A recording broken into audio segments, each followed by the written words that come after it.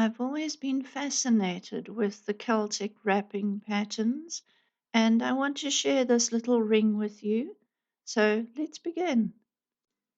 Cut a 40 centimeter length, a 1 millimeter copper wire, bend up the last 10 centimeters, and twist the wire.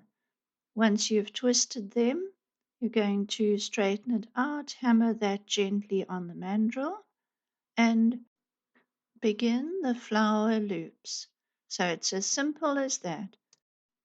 Each loop has a half centimeter gap between them. You're making 5 loops because the sixth loop will be over the ring band that you make later on. Now, these loops are just fashioned by hand.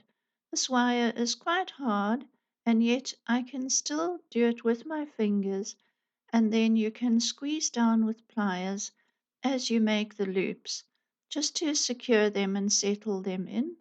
And just keep measuring the size of the loop and the distance between them. So here you make 5 loops in a row. Take your time over this part because it's important that you get all the loops evenly spaced and even in size, because that is the whole top of your ring where you will make your stone setting, and just do it carefully. There's no rush, no stress. Bring the 5 loop string of loops back to the ring band and secure the wire around the band. So you're making a circle of loops. The tail will be the 6th loop. So keep that in mind. Push it out the way, and you're going to do that later. Now we start the second stage and the second layer of loops. The second layer of loops, you're taking that long tail and just start wrapping again around each loop.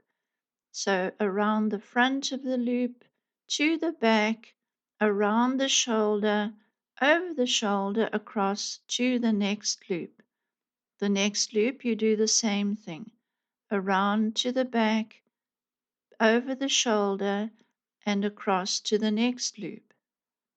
So the loop begins right hand side of the loop towards the back, around the back, as if you were wrapping a shawl, and then back across the shoulder and across to the next loop. I have a little trick to making something like this. If I've never made it before, I take a thin piece of wire and just practice the movement, get it right, and then I use the better wire to make the ring. So you have wrapped all 5 for a second time, which brings you back to the ring band. Wrap it around the shoulders of the ring band as if it was a loop, and then finish that tail off as another loop. So here is your 6th loop. Number 6 loop is over the ring band, and it is the tail being formed into a loop. Here we're going to add our stone. This is really fun. Cut a length of 0.4 millimeter wire, about 35 centimeters should do, and thread your stone onto this, your bead stone. And now you're going to fit that stone underneath the setting, not on top, but under it. If the wires need a tiny bit of adjustment, move them without spoiling your pattern. You want that stone to fit snugly up into the setting so that it fits just under where all the loops are.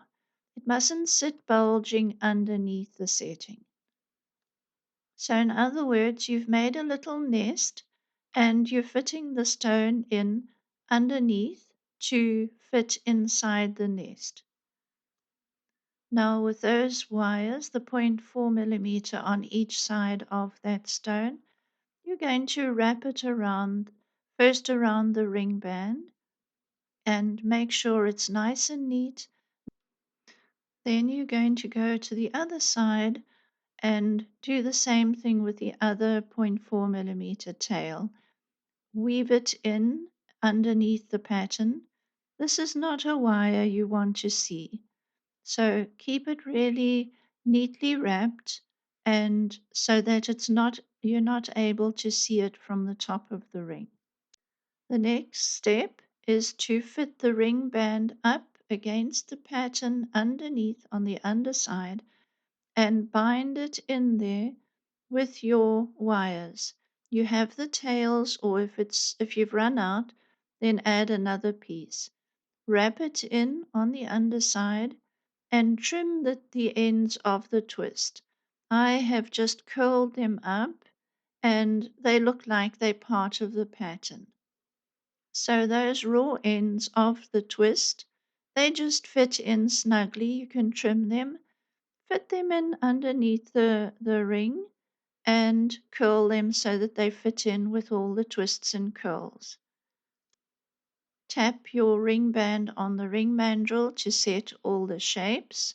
Make sure it's a perfect circle, and voila, you have made a beautiful ring. It's so dainty, and I love the color of this stone. It shines through that pattern. Please subscribe if you've enjoyed this, and thank you so much for watching. Bye bye.